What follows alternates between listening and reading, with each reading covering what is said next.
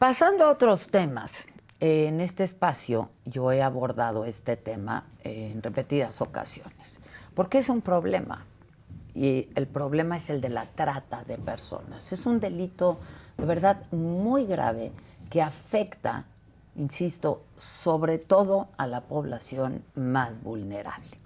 Y dada la relevancia del fenómeno, a mí es que me da mucho gusto recibir aquí, aparte del equipo de Aeroméxico. ¿Por qué? Bueno, pues porque Aeroméxico ha tomado una serie de medidas para prevenir y combatir desde su aerolínea la trata de personas. Y me da mucho gusto que esté aquí con nosotros. Ella es Karen Farías, directora de sostenibilidad de Aeroméxico, sí, ¿no? Ahora, si quieres, me explicas lo del ESG de Aeroméxico, la prevención de trata de personas. ¿Qué hace Aeroméxico y qué podrían estar haciendo otras empresas en relación a este tema que pues es un delito que genera cantidades multimillonarias en nuestro país, ¿no? Más que el narcotráfico, sin duda, y hace tanto o más daño que el narcotráfico. Karen, gracias, te agradezco mucho, Karen. Muchas gracias, Adela. Muchísimas estar gracias. Aquí contigo. Oye, pero, la verdad es que cuando yo me enteré que Aeroméxico hacía esto, me sorprendió. ¿Desde cuándo está Aeroméxico volcado para prevenir este delito? Mira, tenemos trabajando en temas de prevención de trata de personas mucho más de casi 10 años. Desde 2016 comenzamos con la definición de un protocolo y un procedimiento en donde con entendemos cuál va a ser la mejor atención que podamos dar en caso de que en nuestras operaciones encontremos alguna posible víctima de trata de personas. Ok, ¿en qué consiste este protocolo, ¿no? Y seguramente ustedes también tuvieron que capacitarse para eso, ¿no?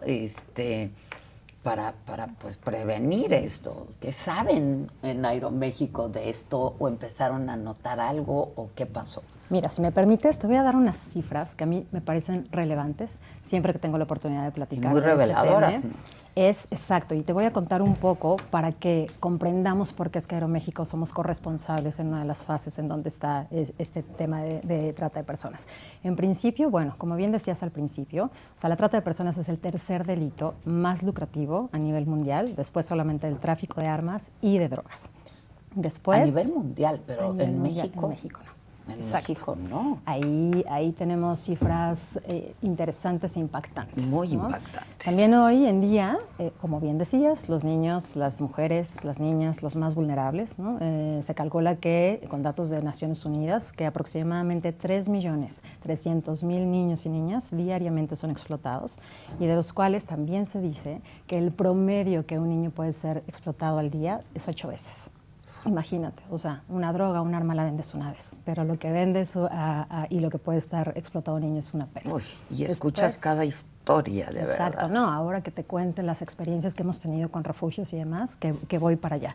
Después también tenemos que pues aproximadamente el 60% de los tratantes de las víctimas son personas cercanas. Esto quiere decir papás, tíos, abuelos, parejas. Y en México, pues la verdad es que es un dato también importante. Desafortunadamente, pues somos un país tanto de origen como de tránsito como de destino. Entonces, cumplimos los 3 requisitos. Entonces, bueno, contarte un poco de este delito. El delito como tal es un delito tipificado en el cual tiene como ciertas características, dentro de cuales tiene 3 fases. La primera fase es el enganche o la captación, el segundo es el traslado o el transporte, y el tercero es la recepción. Exactamente. Entonces, al ser, pues como parte del sector de transporte, es importantísimo que nosotros entendamos que tenemos que prevenir lo que pase en nuestras operaciones. Entonces, es así como, además también uno de los temas que diferencia a la trata de personas es que tiene que tener un fin de explotación como tal. Y hay infinitas, no solamente la explotación sexual, sino también, bueno, el trabajo forzado, claro. Exacto, laboral, estas ofertas que te hacen mágicas con sueldos irreales, ¿no? Que te piden tus documentos. Enganchar, además. De enganchar, y que son bien estudiados. Tus documentos. Exacto, tus documentos, la esclavitud a estas alturas, ¿no? de la era humana, la servidumbre, la verdad es que la extracción de órganos. O sea, realmente es todo un círculo vicioso interesante y aterrador, Adela. Y bueno, pues entonces, precisamente en el tema del traslado es donde nosotros empezamos a desarrollar este tipo de protocolos, y para entender el tema del protocolo y de los procesos, que realmente lo que hacen es entender cuál es la coordinación que necesitamos tener con las autoridades y con las áreas clave en el momento que nosotros detectamos una víctima. Como bien dices... Porque ustedes no son autoridad en última instancia. No, y tenemos muy claro cuál es nuestro alcance, hasta dónde nosotros podemos llegar. Sin embargo, en la parte de prevención, con todos nuestros colaboradores, tanto de tierra como de aire, están el 100% están sensibilizados de entender cuáles son como estas señales o signos de alerta en las cuales podrían identificar alguna posible víctima. Entonces, dame ejemplos. Hoy en día, un ejemplo, mira, tenemos varios ejemplos.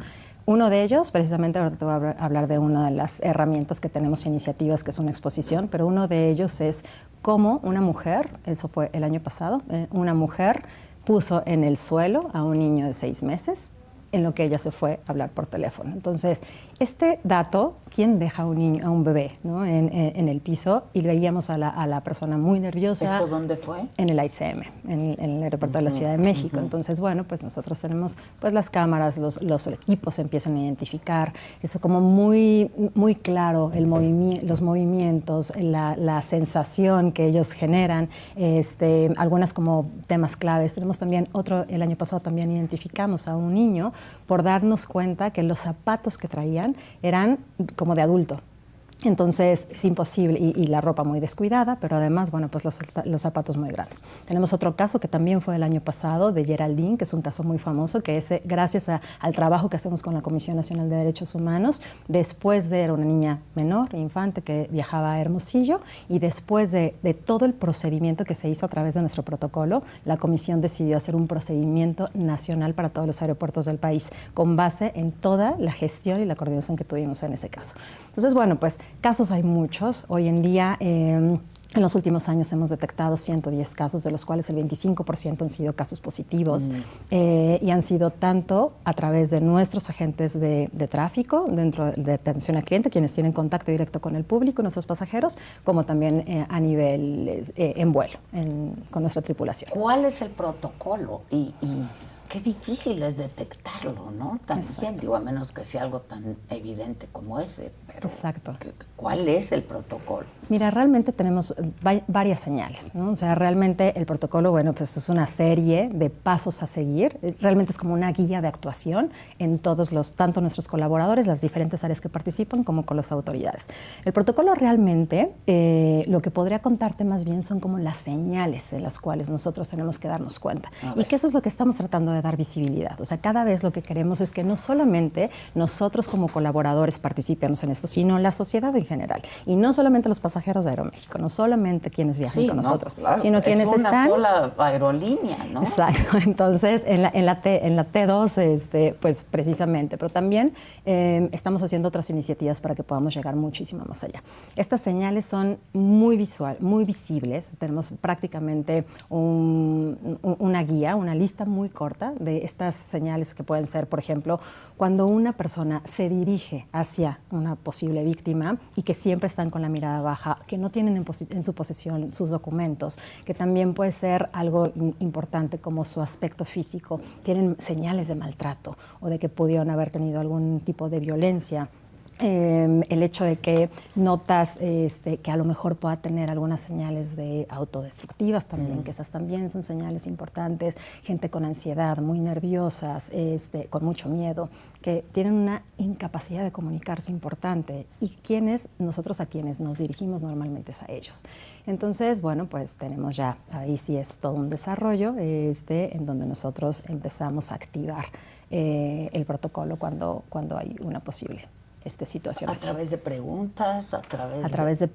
Exactamente, a través de preguntas principalmente, y después ya tenemos códigos con autoridades y con diferentes áreas en los cuales pues nosotros empezamos a activar este tipo de protocolos. Dentro del mismo aeropuerto, por ejemplo. En el aeropuerto, cuando es en tierra. ¿Y cuando es en el aire? durante el vuelo. Mira, ¿También detectan casos? También, por supuesto, sí, es altísimo. De hecho, te traje aquí, desarrollamos un tarjetón, que este es un tarjetón de prevención, tal cual se llama. Ayúdanos a prevenir la trata de personas. Los encuentras en todos nuestros vuelos, tanto nacionales como internacionales, dentro de nuestros aviones, junto con el tarjetón de seguridad. Exacto. Entonces, siempre se ve ahí. Exacto. Entonces, ¿qué viene en este tarjetón, Adela? Prácticamente es qué es la trata de personas, qué puedes hacer tú si identificas ciertas señales o ciertos patrones, cómo tener acceso a alzar la mano, por supuesto, no es tal cual, sino cómo puedes acercarte a nuestra tripulación. Toda nuestra tripulación están totalmente entrenados y sensibilizados para reaccionar. Tanto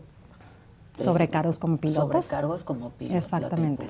Y realmente, pues, el cómo puedes acercarte siempre, Adela, protegiendo la seguridad de nuestros pasajeros y de las posibles víctimas, incluso de nuestros colaboradores. Entonces, y otra cosa que viene también aquí es la guía, porque muchas veces si no puedes hacer nada durante el vuelo, si tú eres una víctima o si conoces a alguien, viene una guía de herramientas y números como la Línea Nacional contra la Trata de Personas, a donde tú puedes acercarte. Hay diferentes organizaciones.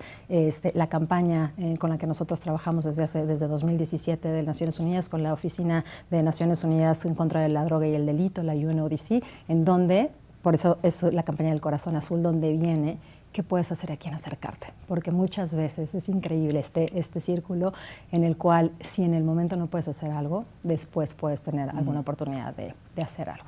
Ahora, hay muchas jovencitas y jóvenes, no importa el género, que vienen de manera voluntaria, ¿no? Quizá mediante engaños o mediante... ¿Qué se hace entonces? ¿O qué se puede hacer?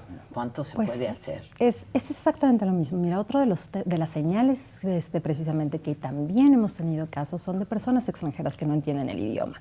Entonces, pero no solamente es que no entiendan el idioma, tú te das cuenta cuando algo está pasando. Hay actitudes que son muy reveladoras, totalmente, ¿no? Conductas, miedo. Tenemos un caso de una chica que estaba en vuelo, que era... Después supimos que era rusa, ¿no? No entendía, pero lo único que hacía con señas, se paró al baño hacia atrás con la tripulación a pedir algo de comer. La forma cuando le dijeron te lo llevamos a tu lugar y dijo no, aquí. Pero todo con señas porque no entendía nada. La forma en la que se comió la bandeja es que nos cuentan... porque delataba que no había comido en días. No sé cuánto. ¿No? Entonces, y que no podía tener acceso y comer en un lugar. Entonces, ¿Qué se hizo en ese caso, por ejemplo? Normalmente lo que se hace es que la tripulación, ¿no? Los sobrecargos son quienes dan aviso a la máxima autoridad en el vuelo, que es el piloto, y el piloto es quien accede y ya tiene como todo un protocolo de tener contacto con las autoridades a donde vamos a aterrizar. Migración, etcétera. Exacto. Etcétera. Entonces, y desafortunadamente, bueno, nosotros hasta ahí llegamos, o sea, como Aeroméxico lo que nos toca es la parte preventiva, después no tenemos acceso a lo que pasa. Ya es un proceso. Pero sí, es un proceso ya que empieza, es un tema legal, lo que sí aseguramos es que haya protección de la víctima hasta donde podemos llegar como Aeroméxico. ¿Qué pasa, estoy pensando, un escenario en el que ustedes creen detectar algo o ciertas conductas? Tú me decías, el 25% de los casos resultaron positivos, el resto no, afortunadamente, aunque el 25% sigue siendo altísimo, ¿no? Sí. ¿Qué pasa? ¿Han recibido demandas al respecto? Porque pues también puede ocurrir, ¿no?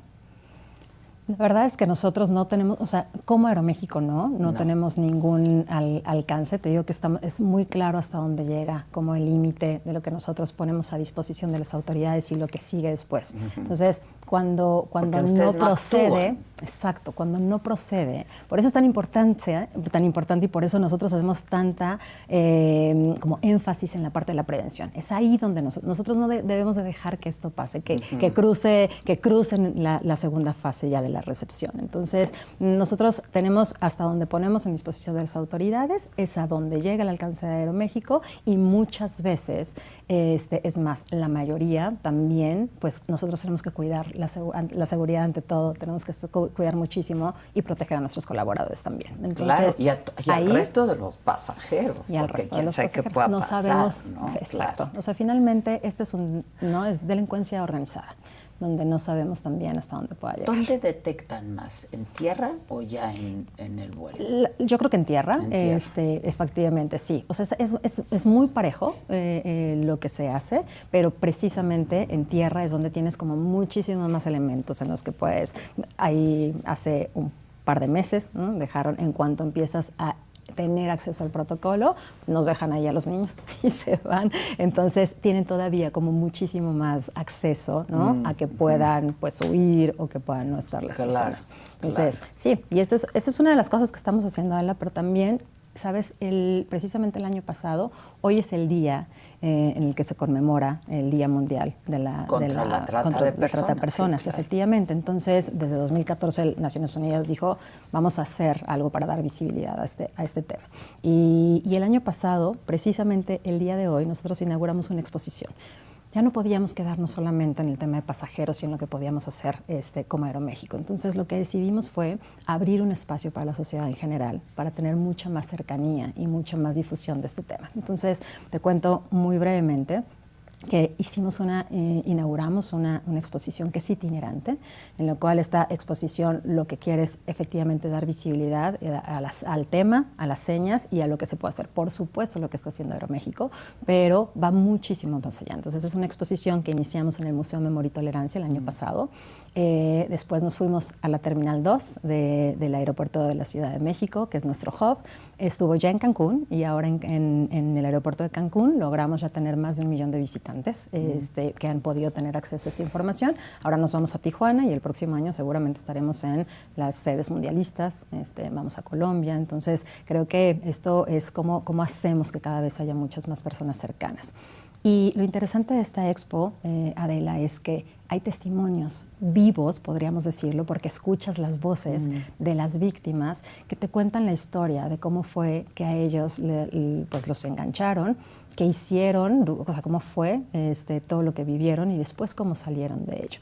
Y eso es lo que queremos comunicar. O sea, nosotros realmente, y haciendo pues una analogía con todo lo que nosotros hablamos de volar y de libertad, es que queremos cambiar el destino de las personas. Y todos podemos ser realmente agentes de cambio, porque, ¿sabes? Creemos que este tema, como que cerramos los ojos, como que no es cercano. Y un pasajero puede ir al lado, una víctima puede ser un pasajero al lado de ti. Al lado. O conoces a alguien, porque desafortunadamente este tema, no, de verdad, no diferencia. Son unas historias de terror. Terror. Y no diferencia género, nivel socioeconómico, sociocultural, ¿no? Una de las características de este delito es que se aprovecha de un estado de vulnerabilidad de las personas. Claro. Y vulnerables somos todos. En algún momento de la vida hemos sido todos, Adela. Entonces, ahí es cuando es tan cercano a nosotros. Ahora, ¿ustedes tienen alianzas con quién? Sí, principalmente con Naciones Unidas, que es la UNODC, la Oficina en contra de la droga y el delito, pero también pues con el Museo de Memoria y Tolerancia, también hemos empujado mucho, hicimos toda esta exposición, el contenido y la curaduría de toda esta exposición, el contenido es validado y otorgado por la ONU, pero también trabajamos con diferentes organizaciones. Consejo Ciudadano. Consejo Ciudadano, efectivamente, Comisión Nacional de Derechos Humanos, algunas organizaciones, también te contaba hace un rato que tenemos oportunidad, que aunque ya no nos toca por estar en la parte de prevención, pero hemos tenido oportunidad de conocer diferentes refugios que atienden a víctimas también. Entonces, lo ideal es que no lleguen y que la labor que estamos haciendo no permita que llegue a un refugio una víctima, pero bueno, es una red en la cual estamos empujando y sumados. Oye, ¿y esto se ha extendido a algunas otras aerolíneas, sabes? No sabe, mira, el tema seguramente, o sea, sé que hay otras aerolíneas que lo hacen y a nivel internacional sobre todo. Debe haber, claro. Seguramente muchas veces cuando tú has viajado en muchos países, ¿no? Yo acabo de estar en Colombia hace 2 semanas, en Estados Unidos, siempre, pero normalmente es cuando vas a los baños que encuentras, si te sientes en una situación de riesgo, llama a tal lado. Ajá. Pero algo bien interesante de este tipo de cosas es que, por ejemplo, si tú encuentras una línea de teléfono ahí, normalmente una víctima no trae un teléfono. Claro, o no sabe todo, le restringen todo. Exacto. Entonces, o no conoces el idioma. Claro. Entonces, es complicado. Entonces, sí sé que este es un movimiento en el cual nosotros, por ejemplo, formamos parte de la alianza de SkyTeam y acabamos de firmar todo una directriz en donde estamos sumados como consejo y como aerolíneas en temas de trata de personas, en la prevención sobre todo. O sea, sí habemos, pero las acciones y las iniciativas son diferentes. Eso sí creo que es algo en lo que nosotros estamos trabajando y empujando a llegar más lejos. Oye, y tienen que capacitar a toda su tripulación también y a todos sus colaboradores en tierra también, ¿no? Totalmente, sí. Hoy en día el 100% de nuestros colaboradores que tienen contacto tanto con los pasajeros, tanto en tierra como en aire, están sensibilizados. Además tienen, por ejemplo, todas nuestras sobrecargos y la tripulación en sus herramientas digitales, en sus iPads que trabajan con ellas todo el día, tienen el protocolo como tal, tienen información. Nosotros anualmente tratamos de hacerlo a nivel organización. Todo Aeroméxico estamos muy sensibilizados, los invitamos a ciertas capacitaciones, también tenemos como muchas pláticas, porque hoy en día, por ejemplo, uno de nuestros aliados es Fundación Freedom, que trabajan directamente con la explotación sexual infantil a través de las plataformas digitales. Que eso a partir de la pandemia, Adela, se potenció de una forma totalmente exponencialmente. ¿Sí? Entonces, lo que hacen es llevar, porque muchas veces también, una cosa es el tema de las víctimas, pero también es importantísimo dar como estas herramientas a los cuidadores, a los padres de familia, y eso sí nos pega a todos. Todos tenemos hijos, sobrinos, el hijo de la amiga, que es increíble, que muchas veces, mira, tenemos un caso que ponemos en la exposición, hay 2 casos especialmente, les cambiamos los nombres, por supuesto, pero son casos reales, en los cuales la típica comadre, que yo te cuido a tus hijos, y que después fue el caso que llevó a la niña y que la dejó en el piso, era una niña, era una niña de una vecina que se la cuidaba. Entonces era alguien confiable, porque además son bien inteligentes para hacer como toda esta parte para el tema del enganche y la captación. Y por otro lado tenemos un caso también de una víctima real en el cual le ofrecieron un tratamiento muy innovador médico, en el cual pues era seguramente para un tema de extracción de órganos, y gracias a que el joven, porque era un joven, le contó a su papá, y el papá supo, pero dejó bastante que hiciera el proceso de aceptación, de envío de documentos y demás. Pero gracias a que de pronto fue que el papá dijo, esto hasta aquí tiene que parar. Pero, ¿sabes? Estuvo a nada de que pudiera pasar. Entonces, ¿qué tanto a veces es importante que escuchemos, que no solo identifiquemos, sino también que escuchemos, porque es tan increíblemente disfuncional este tema que a veces las víctimas se sienten tan culpables. Sí, claro. Y está literalmente al alcance de la mano. De cualquier persona, exacto. De la mano. De cualquier persona. Sí, es muy interesante, ¿sabes? De la mano. Tengo historias de los refugios, ¿no? De una niña una niña de 13 años que llevaba a los 7 años, pero se paró enfrente de mí, Adela, y con una seguridad y un porte, una niña de 13 años, que me dijo, ¿sabes? A los 7 años mi mamá me vendía con sus amigos traileros. Y me acuerdo perfecto el día, y me dio la fecha exacta que nos cacharon, ¿sí? Y al otro día se llevaron a mi mamá a Santa Marta y a mí me trajeron aquí. Y entonces yo... Al refugio. Al refugio. Y yo quiero ser militar para poder tomar mis propias decisiones, ¿sabes? O sea, híjole, como esa... 13 años. 13 años. Y es como, y al lado una niña de 16 años que por toda la violencia que sufrió durante años, sus abuelos eran quienes la explotaban, quienes explotaban, o sea, la vendían. Y hoy tiene 16 años, y tú la ves físicamente y su cuerpo es de una señorita de 16 años, pero su mente es de una niña de 4 años, de todo el retroceso que sufren. Entonces, cuando conoces este tipo de cosas, es aterrador, y es aterrador. Cuando más debemos de poder hacer, ¿sabes? Y todos podemos hacer algo. Eso es increíble, desde la trinchera en la que estamos. ¿Sabes? Pues yo los felicito mucho, de verdad, y te agradezco mucho que estés aquí con nosotros. Hacen una labor increíble. Pues, más allá de lo que yo siempre pienso y digo de Aeroméxico, la verdad a mí me sorprendió muchísimo que tuvieran esto. Me enteré recientemente, y fue que surgió en mí el interés de que habláramos de ello, porque digo, habemos quienes viajamos por cuestiones de trabajo a cada rato y luego ves cosas y no, de pronto somos un poco indiferentes o por miedo o por no quererte involucrar en un asunto que no sabes ni bien a bien, pero podemos de alguna manera colaborar y prevenir esto, ¿no? Totalmente, totalmente. Y el último dato que quiero compartirte es que el 80% de los traslados que se hacen en los aeropuertos son legales. O sea, hay un boleto comprado, hay documentos oficiales. Sí, claro. No sabes la historia. Identificación. Exacto. Sí, Entonces, claro. lo acabas de decir perfecto. Creo que ese es el objetivo que tenemos como organización, como empresa.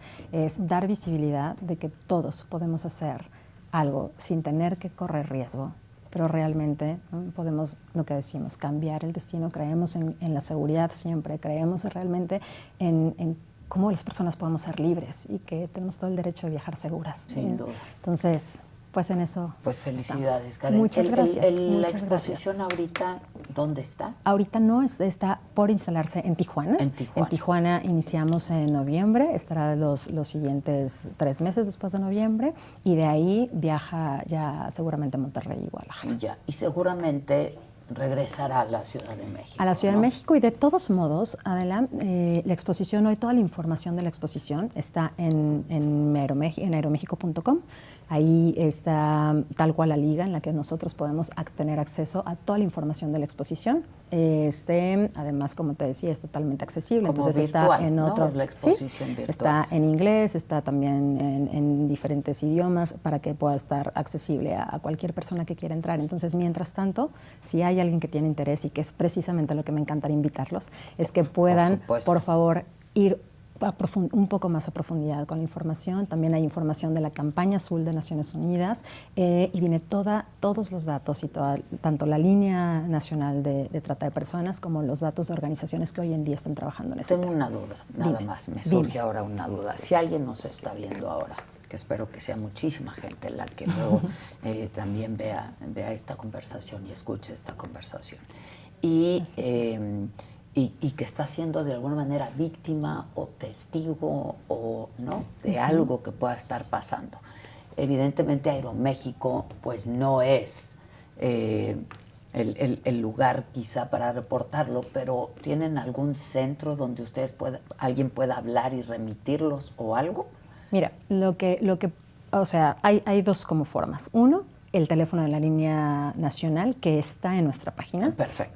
Que viene en este folleto, viene, pero también es posible que si escriben a cualquier correo de atención a clientes, lo canalicen con nuestra área.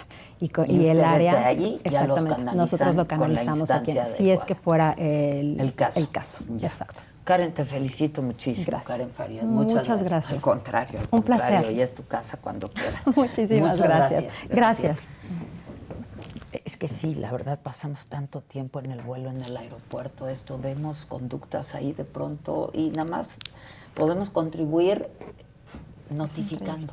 No tienes que hacer, es pararte al baño. Exacto. Y decirle a una sobrecarga. Exacto. Y después voy a venir a hablarte del tráfico de especies, que es un poco, es el cuarto delito, y que te das cuenta en el vuelo. Simplemente por el olor. Claro. Es una cosa, sí. Sí, entonces en eso estamos. Cuando quieras.